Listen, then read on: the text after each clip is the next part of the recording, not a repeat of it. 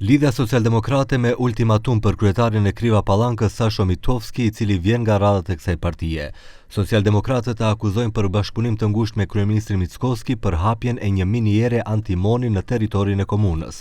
Përveç kësaj, në njoftim paralajmëruan për pasojat e mundshme shëndetësore për popullsinë nëse hapet miniera.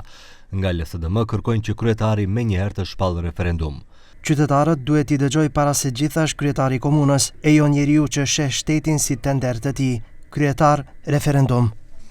Kryetari i komunës së Kriva Pallankës thotë se është për mbajtjen e referendumit në komunë, por konsideron se para kësaj qytetarët duhet të informohen në mënyrë të hollësishme për pyetjen e referendumit dhe çfarë saktësisht do të thotë një deklarim i tillë.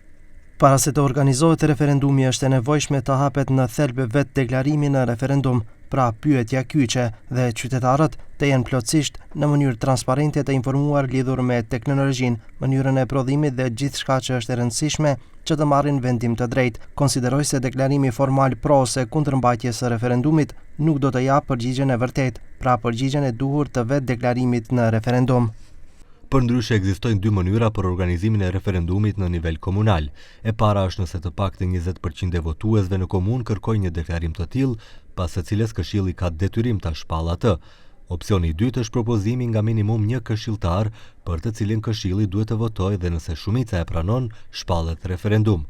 Në Kriva Pallankë, këshilli ka 15 anëtar, prej të cilëve 8 dhe kryesuesi janë nga LSDM, ndërsa 7 të VMRO-DPMNE-s. Kryetari i komunës thotë se ai nuk është kundër hapjes së një miniere, duke theksuar se minierat janë një veprimtari që tradicionalisht karakterizojnë këtë rajon dhe se një investim i tillë është i domosdoshëm. Nuk ekziston mundësi për zhvillim të ndonjë industrie tjetër të tillë përveç minierave si veprimtari bazë dhe deg që mund ta shohim si aktivitet ekonomik, por nga ana tjetër edhe si përfitim për qytetin, për komunën dhe për komunitetin lokal. Në procedurën për hapjen e një miniere vendosin edhe qeveria, por edhe komuna.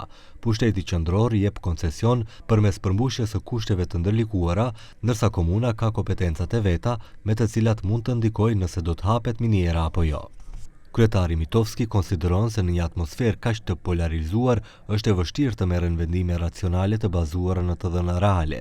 Përvojat nga vendet e zhvilluara tregojnë se me zbatimin e teknologjive moderne, standardeve të rrepta mjedisore dhe procedurave ligjore, shfrytëzimi i resurseve natyrore mund të zhvillohet pa pasoja të mëdha për mjedisin, por vetëm nëse plotësohen të gjitha kushtet paraprake.